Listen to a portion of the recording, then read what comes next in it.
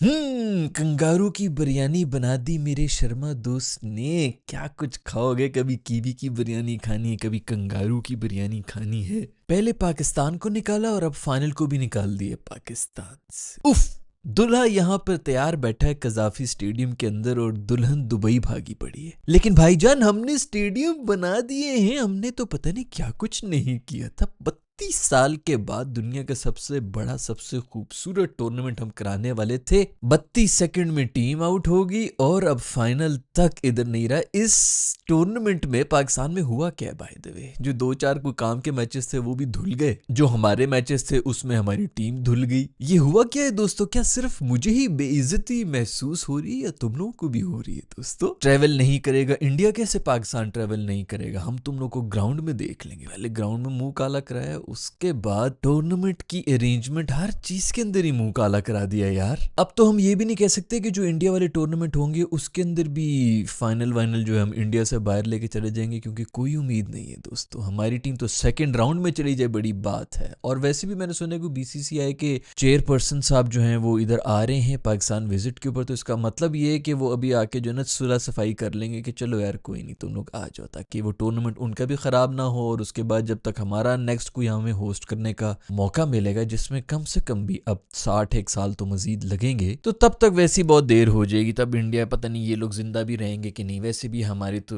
Players बेशक चले भी जाएं, उनके दामाद ससुर बस ये वो वापस टीमों में आते रहेंगे। कहीं ना कहीं रिलेशनशिप रहेगा हमारे इन प्लेयर्स का भी इसी टीम के साथ, लेकिन फर्क क्या पड़ता है दोस्त। खैर भाई, बात करनी पड़ेगी विराट कोहली की दोस्तों। ये होता है चेस। क्या खूबसूरत चेस कर रहा था यार, मैं देख रहा था इसका जो चेस हो रहा था ना, कुछ भी नहीं कर रहा, कोई गंदी शॉट नहीं, कोई कुछ नहीं, आराम से स्ट्राइक रोटेट कर रहा है, सिंगल्स ले रहा है, मजेदार। ओडीआई के अंदर आपने 270 280 करने, आप वैसे भी 30 बॉलों के मार्जिन के ऊपर चल रहे होते हैं कि कम भी खेल लो कोई बात नहीं, आराम से कर लेंगे। रिक्वायर्ड रन रेट कहीं पर भी ऐसा नहीं लगा कि हाथ से निकल गई, क्योंकि जब भी स्कोर 5 ओवर के बाद आप देखते थे तो आपको यही लगता था कि यार अभी अगर कोहली आउट भी हो जाए, पीछे पांडू ने आना है, जडेजा ने आना है, केएल राहुल ने आना है, इतने पीछे आपको बैटर्स नजर आ रहे थे। और ये भी था कि रिक्वायर्ड रन रेट 6 से भी नीचे है तो इतना बड़ा प्रॉब्लम तो नहीं है। 5 5.5 इसी के ऊपर चल रहा था, या इवन 6 के ऊपर भी हो जाए तो कोई ऐसी रन रेट नहीं थी कि बंदा कहे यार ये तो बड़ा मुश्किल हो सकता है या गेम फंस सकती है। और वही दिखाया, ये होती है खूबसूरत चेज, ये होती है मॉडर्न डे क्रिकेट। कोई आपसे नहीं कह रहा कि आप 350 रन बनाएं, कोई आपसे नहीं कह रहा कि आप 30 ओवर के अंदर मैच खत्म करें। आपने 50 ओवर के हिसाब से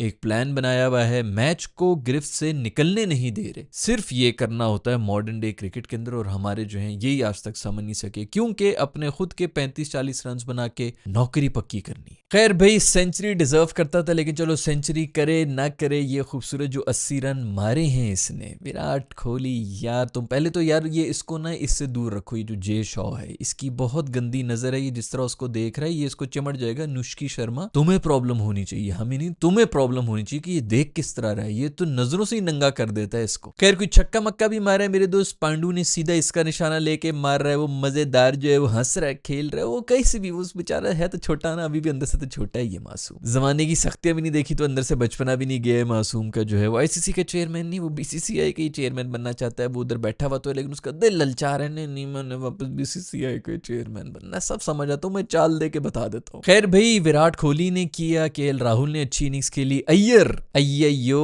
भाईजान, इसको फिर से तुम लोगों ने अंडररेटेड कर देना है ना। इसकी जो कमाल इनिंग्स थी इस दफा, फिर यार क्या खूबसूरत, कोई 40-45 मार के गया, लेकिन बहुत अच्छी इनिंग्स थी, बहुत ही सॉलिड किस्म की कंट्रीब्यूशन दे के गया है। और मेरा दोस्त कोचू यार, मेरे दोस्त कोचू ने भी जो खेले ना, कोई ये अगर 15 रन भी और बना देता ना कोचू, तो मैच वहीं पे खत्म हो गया था। इतना जबरदस्त से जा रहा था, कोई 28-29 रन नहीं बनाया, ज्यादा चला नहीं, लेकिन सिर्फ 15 रन और बनाने की देर थी। कैच इसका होने वाला था उसी तरह जिस तरह ट्रेविस हेड ने वर्ल्ड कप के अंदर पकड़ा था, और इस वक्त लंबुशेन ने छोड़ दिया कैच। चांसेस मिले भाई, इसको भी चांसेस मिले। आप देखो, विराट कोहली का भी कैच मिस किए, कोहली को आप एक चांस दे दें, शर्मा को आप एक चांस दे दें, फिर वो कहाँ छोड़।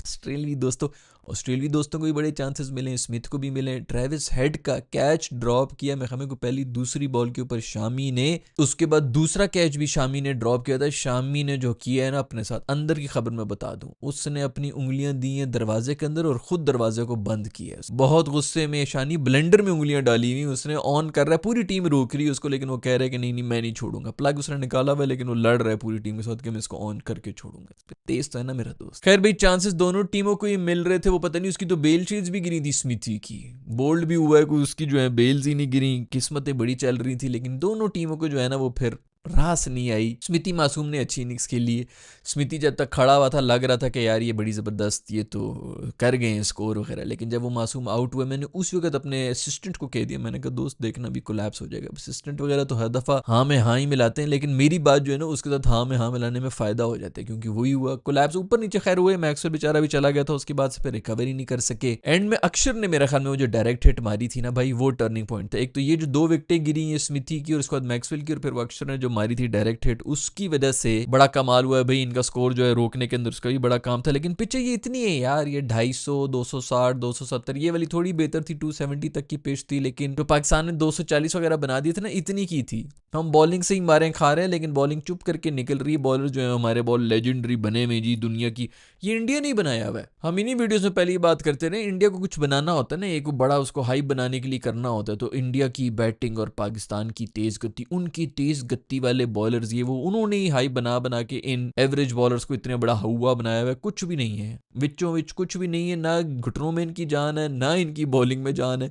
किसी भी चीज में जान नहीं, ना लाइन एंड लेंथ ही नहीं है, पेस पूस तो दूर। वो अपनी मार्केटिंग करने के चक्कर में इनको हीरो बनाते हैं। हम भी जो समझ रहे हैं कि हाँ हम बहुत जबरदस्त हैं, इंडिया वाले तो बड़े डर हैं। जिस तरह उन्होंने भी ट्रेविस हेड को खूब हुआ बनाया हुआ था, सब शोगल में जो है वो खुद ही करते हैं, बड़ा बना दें ताकि जब उसको हराएं तो और ज्यादा मजे भी लें। ट्रेविस हेड ये, ट्रेविस हेड वो, भाई 2 इनिंग्स उसने खेलनी है। एक WTC फाइनल के अंदर खेली थी, उसके अंदर भी एक ही इनिंग्स खेली थी, दूसरे में आउट हो गया था।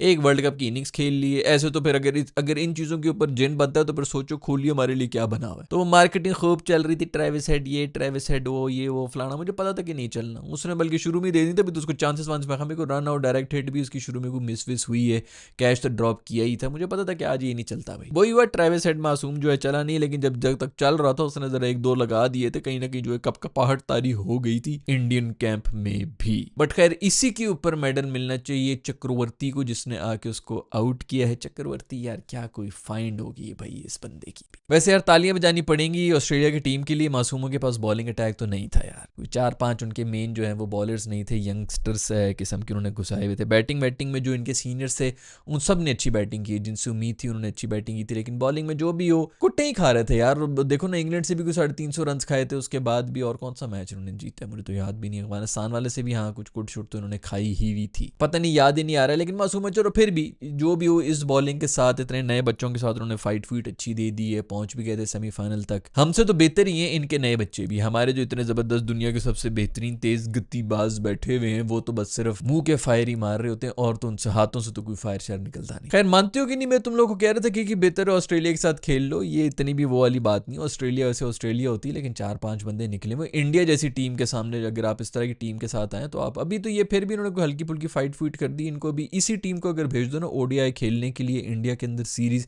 ये भी दुबई के ऊपर सीरीज, ये बेचारे एक भी नहीं जीत सकेंगे। खैर भाई फिर मानते हो कि नहीं मानते हो, पांडू मेरे दोस्त को आते साथ ही उसने छक्के शक्के मारे और फुल तरंग में है भाई। उसको पता है कि ये मोस्ट प्रॉब्ली अब तो एक ही मैच रह गया, कोहली भी चला जाएगा और शर्मा भी चला जाएगा, उसके बाद मैं हूँ बस, पूरी का पूरा इंडिया जो है मुझे देखा करेगा। और मेरे दोस्त तुम नहीं, वो बात नहीं, 1000 दफा पहले ही बता चुका हूं, एक दफा फिर बता देता हूं भाई कि जब कोहली और शर्मा जाएंगे ना टीम से, बहुत अच्छे प्लेयर्स हैं, बाकी बहुत अच्छे प्लेयर्स हैं, बड़ी जबरदस्त की इनिंग्स भी खेल रहे होते हैं, लेकिन ये जो यार पूरा का पूरा प्रेशर एब्जॉर्ब करके और फिर स्ट्राइक रोटेट कर करके अगली टीम देख रही होती है, भाई यार ये कर क्या रहा है, ये इतना ईजी क्यों बना रहे हैं इस चेज को। ये वाली जो चीज है ना जो स्पेशली प्रेशर को एब्जॉर्ब कर लेते हैं, दूसरों पे आते नहीं, दूसरे एंड वाले खुल के खेल रहे होते हैं कि सारा का सारा जो रिस्पॉन्सिबिलिटीज हमारे सीनियर ने ली हुई। हमारे सीनियर माशाल्लाह जब बैटिंग कर रहे होते हैं, अगले वाला जो नया यंगस्टर आता है उसको कहते हैं कि यार तू मार, तू छक्के मार, मैंने तो विकेट अपनी बचानी है। तो सारा का सारा प्रेशर हमने बच्चों पे डाला हुआ होता है, उधर जो है सारा का सारा प्रेशर उन्होंने लिया हुआ होता है, बच्चे जो फ्रीली खेल रहे होते हैं कि ठीक है वो संभाल लेगा, अगर हम आउट भी हो गए तो पीछे ये तो है ना, हम पे तो रिस्पॉन्सिबिलिटी नहीं है। उन पे सारी की सारी सख्ती यही पड़ी होती है कि भाई तू नहीं, जो भी करना है, हमें तो टीम से कोई निकाल नहीं रहा, तो तू देख ले अपना भाई, अगर तूने कुछ करना है। वो मजीद प्रेशर में जाके टूट रहे होते हैं हमारे यंगस्टर्स। तो खैर कोहली और शर्मा जब जाएंगे दोस्तों तो तुम लोग को बहुत याद आएंगे, ये वाली जो चीजें हैं ना ये कोई नॉर्मल नहीं होती, हाई प्रेशर सिचुएशन के अंदर इतना इजीली स्मूथली चेस करते हुए जा रहे होते हैं। कोहली अगर एंड में फिनिश कर रहा होता है तो स्टार्ट हमेशा जहां पे नर्व्स होती है ना, पहले 5 ओवर सबसे ज़्यादा क्रूशल होते हैं टीम की पूरी एक टोन सेट करने के लिए। वहाँ पे आपके अगर 2 आउट हो जाए ना, अगला जो भी आता है जितना मर्जी फियरलेस हो, वो बेचारा एंकर बन के ही खेलेगा कि यार मैं बचा लूँ, इधर पीछे तो कोई विकेट ही नहीं बची, ऊपर तो सारा का सारा प्रेशर हम पे आ गया। रोहित शर्मा वहीं पर आधे निकाल लेते, क्योंकि अभी तेज तूज खेल रहा था, 50 रन इन्होंने बनाए हुए थे, 1 आउट ही था, तो पीछे जो है वो 220 रन जब अगली टीम को पूरे को नजर आ रहे होते हैं ना, चाहे 250 बॉलें 220 रन तो हम कर ही लेंगे। तो ये ऊपर से जो शर्मा करता है और बीच में आके जो फिर कोहली कर रहा होता है, ये मेरा नहीं ख्याल कि कोई नए बच्चे कर सकेंगे। वो साउथ अफ्रीका मासूम के ऊपर तरस आ रहा है, पता नहीं कल परसों दुबई में लैंड किए थे, फिर वापस जो है उड़ के चले गए थे पाकिस्तान के अंदर, अब वहां पर खेल रहे हैं। अब उनको यही होगा यार हम अब क्या जीतेंगे, अगर जीत गए तो दोबारा दुबई जाना पड़ेगा, इतनी ट्रैवलिंग हमसे नहीं होती भाई। मुझे तो लगता है कि वो इसी चक्कर में हार जाएंगे। लेकिन बेहतर ये है इंडिया के लिए कि साउथ अफ्रीका आए आगे, क्योंकि अब उनका कोई मैच नहीं हुआ दुबई के अंदर। न्यूजीलैंड वाले फिर भी कुछ देख के चले गए, कुछ तो वो समझ ही गए, बड़े शातिर हैं वो लोग। लेकिन फिर भी मुझे लग रहा है कि साउथ अफ्रीका जीत जाएगा सेमीफाइनल और फिर साउथ अफ्रीका आगे आएगा। और यू नेवर नो यार,